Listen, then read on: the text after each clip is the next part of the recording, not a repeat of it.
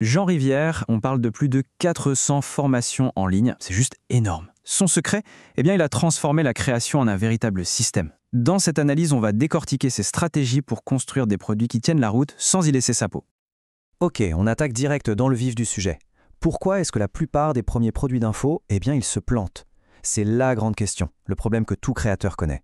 On passe des mois, parfois des nuits blanches, à peaufiner ce qu'on croit être une pépite, et puis, plouf, l'échec. C'est super décourageant. Mais au fond, pourquoi c'est si courant? Pour se donner une idée du risque, regardez ce chiffre. Même pour quelqu'un comme Jean Rivière, un créateur ultra prolifique, il y a un rapport de 1 à 19 entre son plus petit produit et son best-seller. Oui, 19 fois plus. Ça veut dire que son meilleur carton s'est vendu 19 fois plus que son plus gros flop.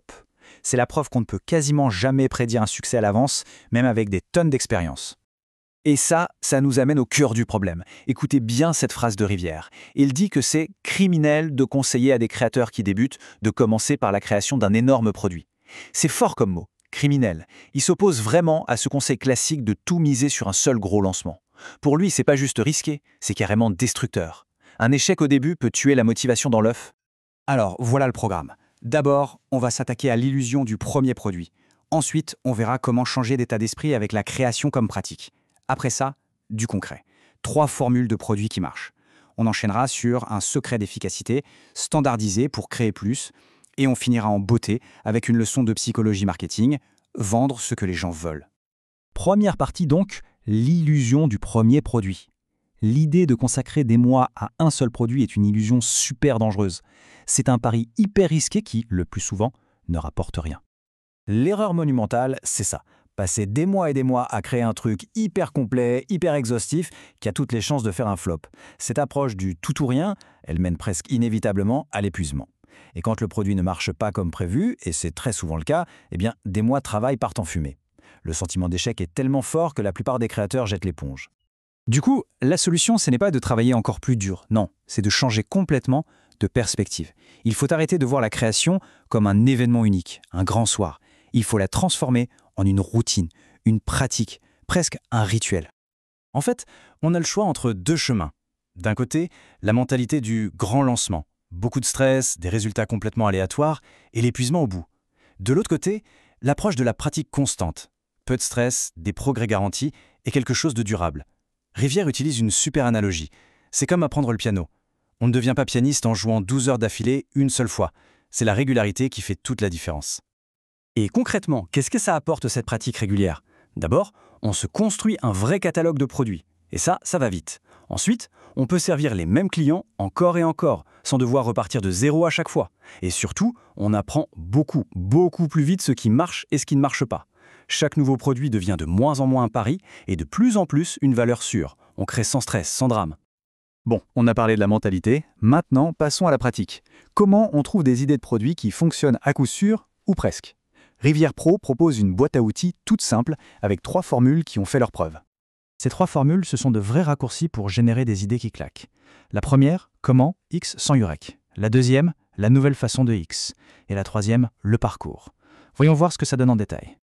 Alors, décortiquons ça. La première, comment X sans Y. Elle est super puissante. Pourquoi?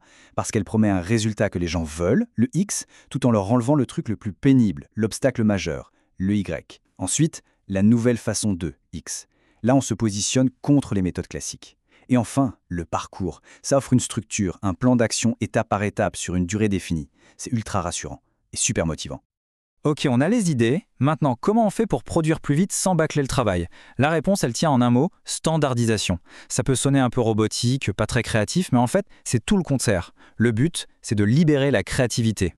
L'idée est toute simple. On standardise la forme pour pouvoir mettre toute son énergie dans le fond. Concrètement, ça veut dire quoi? On utilise toujours la même mise en page, les mêmes visuels, les mêmes types de titres. On a une structure de prix fixe, une architecture interne qui ne change pas.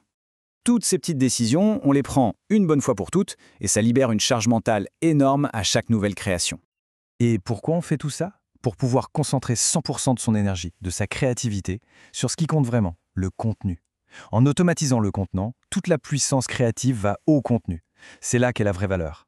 C'est ça le secret pour créer plus et mieux, en se fatiguant moins. On arrive maintenant à une partie un peu plus subtile, mais absolument essentielle du marketing. Il y a souvent un fossé, un vrai décalage entre ce dont les clients ont besoin et ce qu'ils ont vraiment envie d'acheter. Et pour combler ce fossé, il y a une stratégie qu'un publicitaire de génie, Eugene Schwartz, appelait le channeling. Le principe, c'est d'arrêter d'essayer de créer un nouveau désir chez les gens. À la place, on prend un désir qui existe déjà et on le canalise vers le produit. On rend la solution dont ils ont besoin aussi excitante que la chose qu'ils désirent déjà. L'analogie de Rivière est juste parfaite pour comprendre ça. Il dit « c'est comme cacher un médicament dans la nourriture préférée de son chat ». Le chat a besoin de son médicament, mais jamais il ne va le prendre de lui-même. Par contre, il veut sa pâtée préférée. Si on mélange les deux, on répond aux besoins en passant par le désir. C'est brillant. Regardez ces exemples. Personne ne se lève le matin en se disant « Chouette, je vais acheter une formation sur la meilleure organisation ». C'est en besoin, c'est logique, mais c'est ennuyeux. Par contre, l'idée de créer une formation par semaine, ça c'est un désir, c'est excitant. Le produit au final enseigne la même chose, l'organisation, l'efficacité, mais il est vendu sous l'angle du désir, pas du besoin. Donc, pour dézoomer tout ça, le message central, c'est la puissance de la constance. Plutôt que de viser le coup de génie, le home run qui arrive une fois tous les 10 ans, il s'agit de se présenter sur le terrain tous les jours. Un système de création régulier, un catalogue de produits qui s'étoffe, ce sont des actifs qui se construisent dans le temps et qui sont infiniment plus solides que n'importe quel lancement spectaculaire. En adoptant cet état d'esprit, la création n'est plus une source de stress, ça redevient un jeu. Et la peur de l'échec, eh bien elle s'estompe. La question n'est plus « est-ce que ça va marcher ?», mais simplement « par quoi je commence ?» Alors si l'épuisement n'était plus un problème, quelle serait la toute première brique de ce nouveau catalogue ?